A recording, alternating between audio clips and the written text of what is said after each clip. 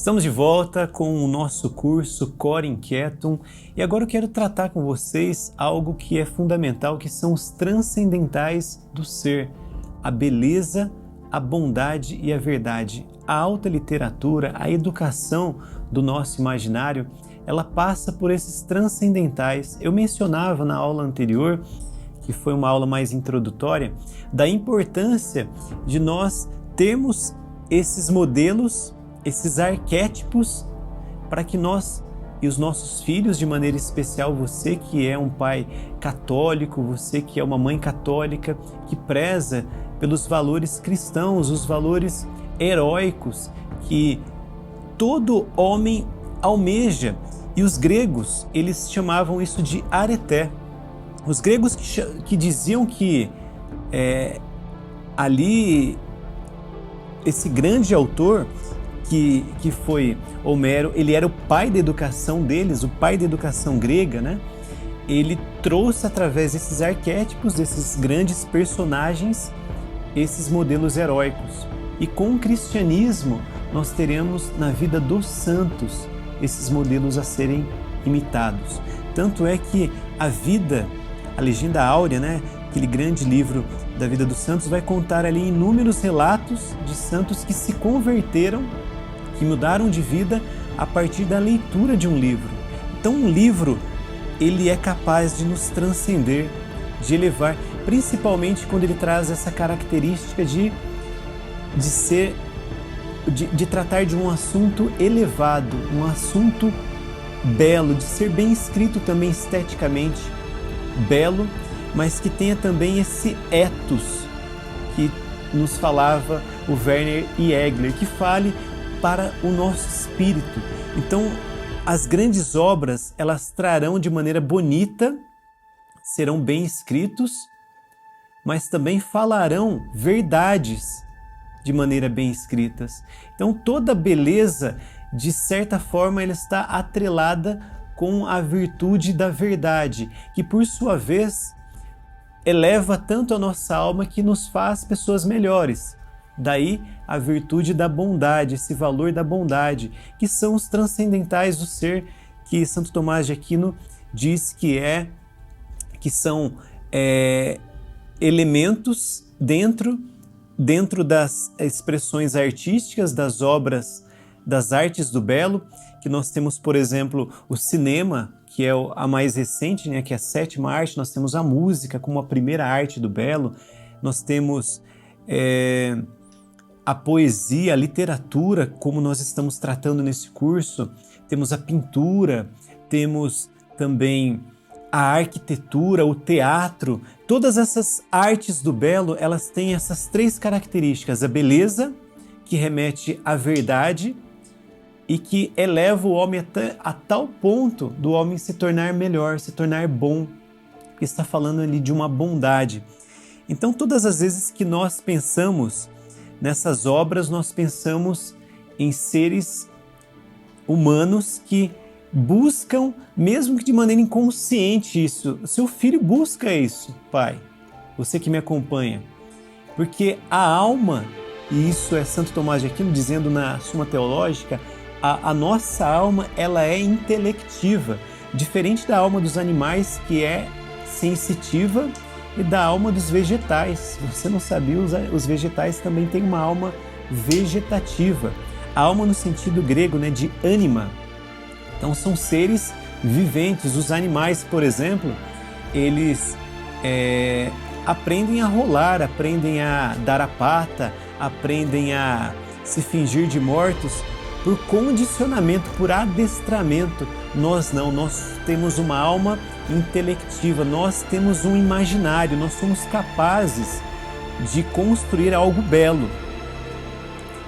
E algo de qualquer jeito também, algo feio, se nós não tivermos aí essa diligência, esse apreço às coisas belas, por falta de uma educação do nosso imaginário. Então, todas as vezes que você entra, por exemplo, numa catedral gótica, numa igreja barroca, e você vê aquelas imagens sacras, belas, aquilo te eleva com maior facilidade, faz com que você deseje rezar ainda mais. Diferente de você entrar numa arquitetura quadrada, né, moderna, que não remete a Deus, né, não tem aquele pináculo, que é aquela abóboda que remete a Deus, que você olha para a igreja e fala, poxa vida, que lugar lindo, que lugar maravilhoso.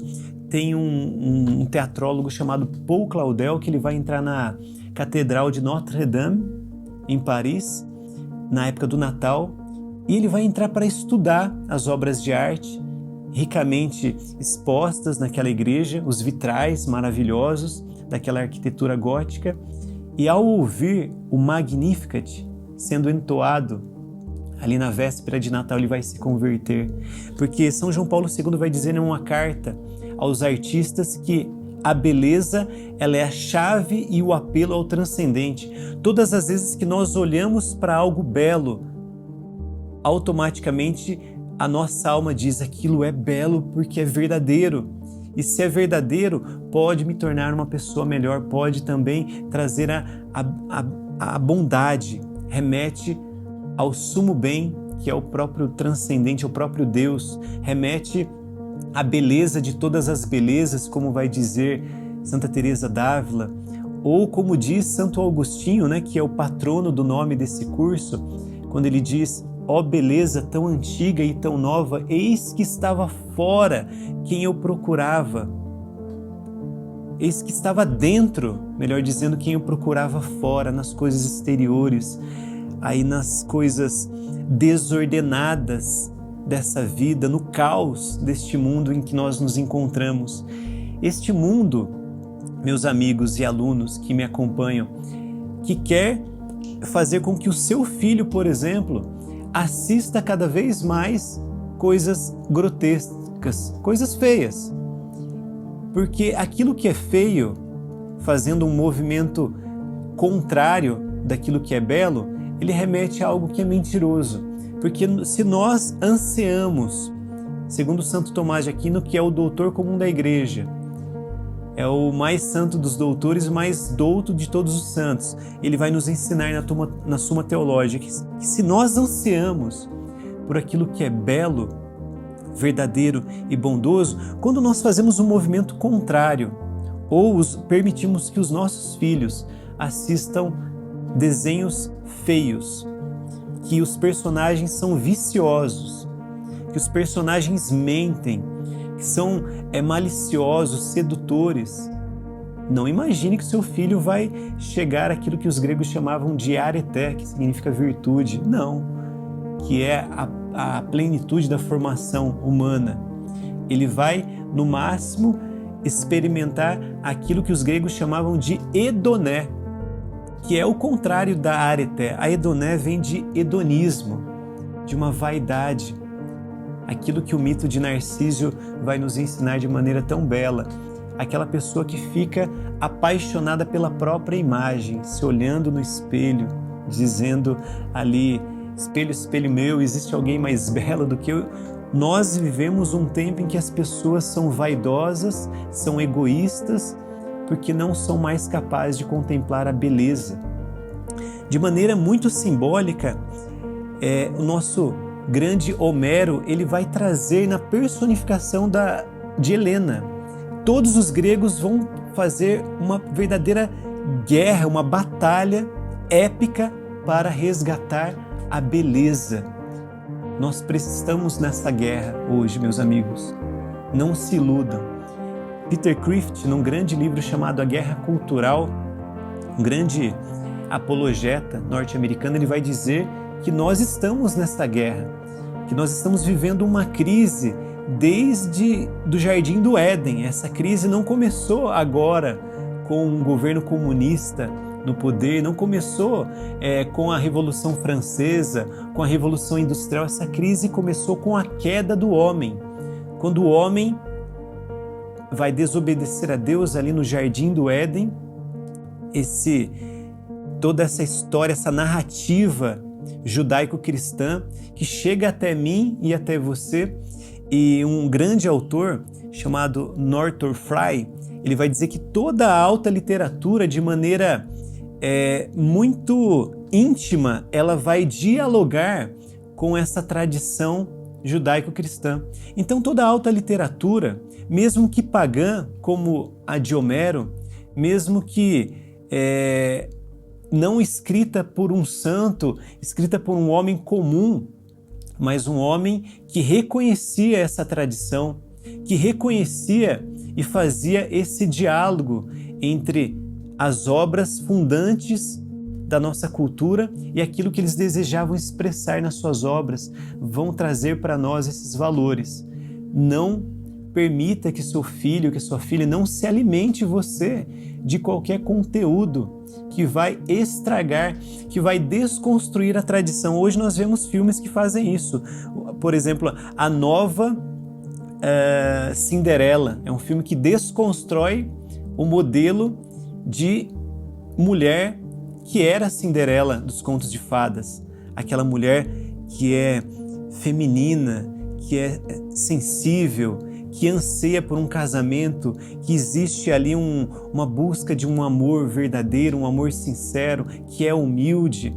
Não, ali existe uma Cinderela empoderada, com um viés ideológico, que ao final do filme, eu não recomendo que vocês assistam, mas estou trazendo aqui como um modelo, como um exemplo, daquilo que é feio, que é mentiroso e que não é bom para os nossos filhos.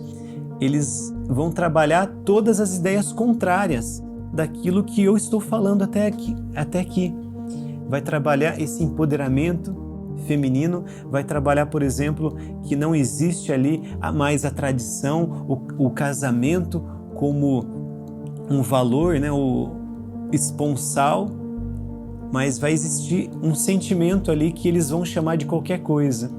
Ao final, o rei, ele não quer ser rei, ele quer acompanhar a Cinderela ali pela sua jornada ideológica, né, empoderada, e nós estamos consumindo esses produtos que não remetem à beleza, que não remetem à verdade, à bondade. Estamos ouvindo músicas que vão deformando o nosso imaginário, estamos lendo livros que vão fazendo de nós pessoas piores.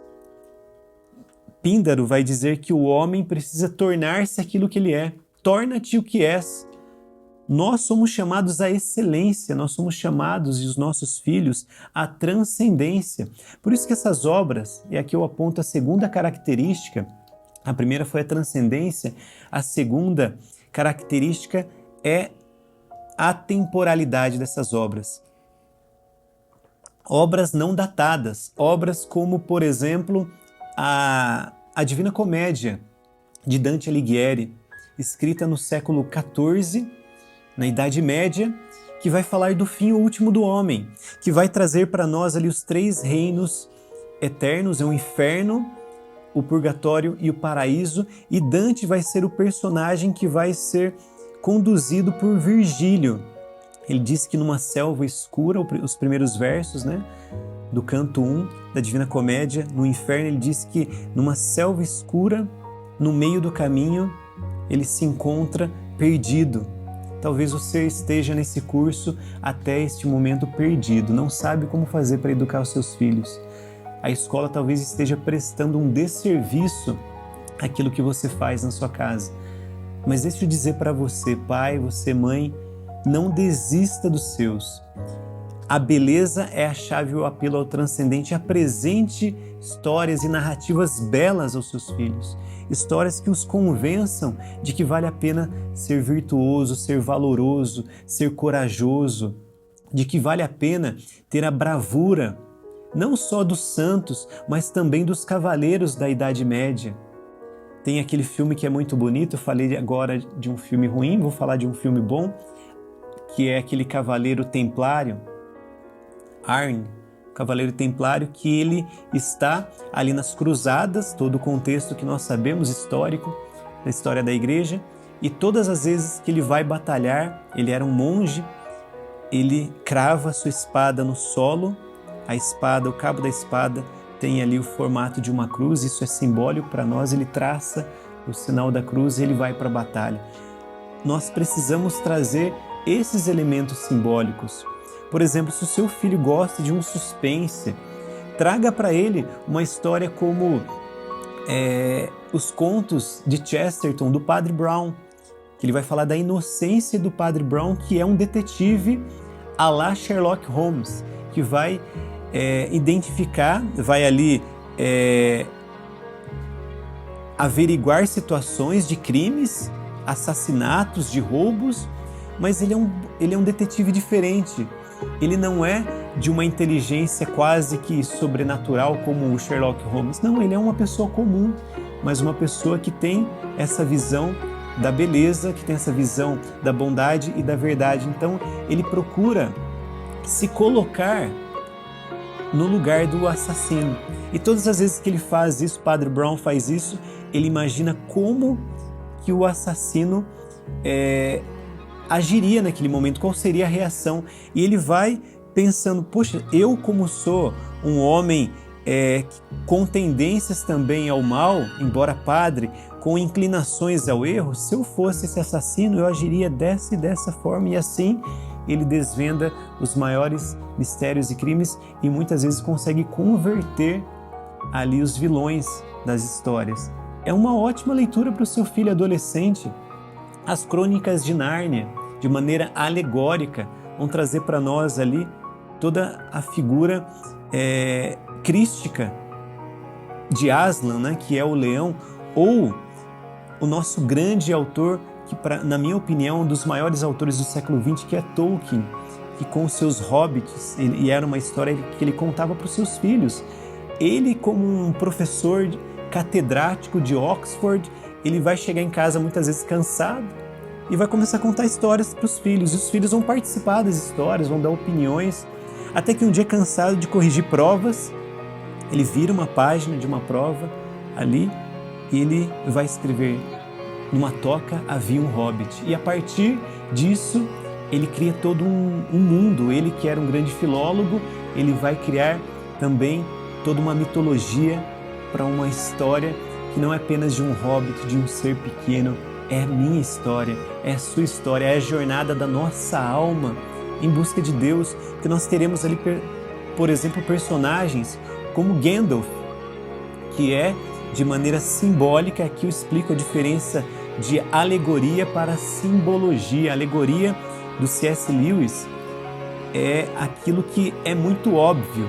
Você olha para o Aslan, que é um leão que criou o mundo de Nárnia com o seu rugido, que é um leão que depois de morto ele vai ressuscitar. De maneira muito óbvia, fica claro que ele é uma alegoria do Cristo, diferente de, por exemplo, Gandalf, que ele não é o Cristo, mas ao mesmo tempo ele lembra o Cristo.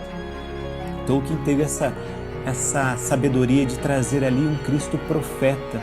Todas as vezes que ele aparece na história, é como se ele estivesse chamando a cada um de nós para a maior aventura das nossas vidas, que é a aventura de buscar a Deus, de buscar essa verdade, essa beleza, essa bondade, que está não no tesouro que um dragão sentou-se acima, mas está no despojamento das coisas materiais, que aquele hobbit vai se despojar no começo da história.